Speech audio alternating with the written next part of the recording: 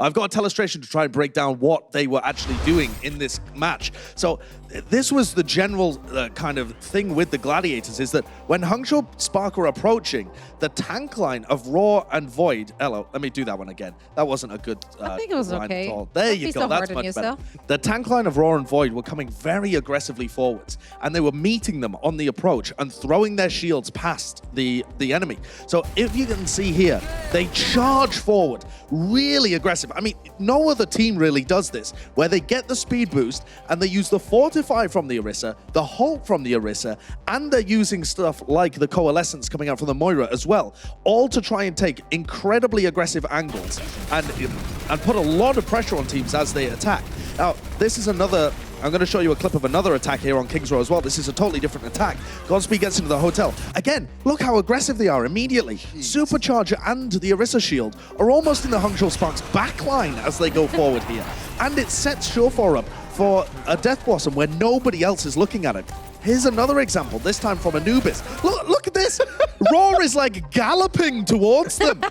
It's kind of ridiculous, but this, I think, is kind of what they mean when they're talking about the way that they think the meta should be played right now, because it just sets up for these hyper-aggressive plays. This is a replay from Surefire's point of view.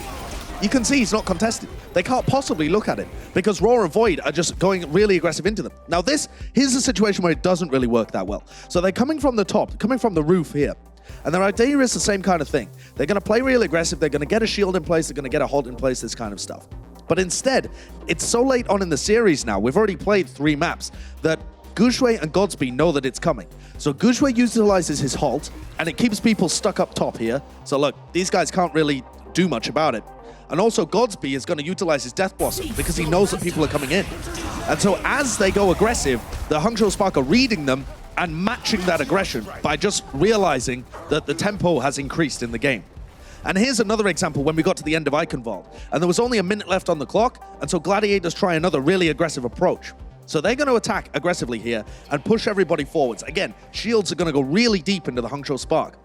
And for the Spark, their counter to this was to teleport Godspeed really deep into the backline, and then also get their Bazzi, get their Doomfist in the backline as well, and make sure that everybody survives. So Fortify comes out on the Orisa, the Moira fades away, and instead in the backlines, where you were previously seeing just people being totally safe, now Godspeed and Bazzi are in there, causing absolute devastation, and Godspeed comes out with a 4K, and they just clean up. This kind of adaptation was happening all the time in this match. And it made it one of the most interesting matches to watch, because this could be the evolution of the meta, or it could be the fact that the Gladiators are just going to get read like a book if they try and pull that kind of stuff out on the stage again.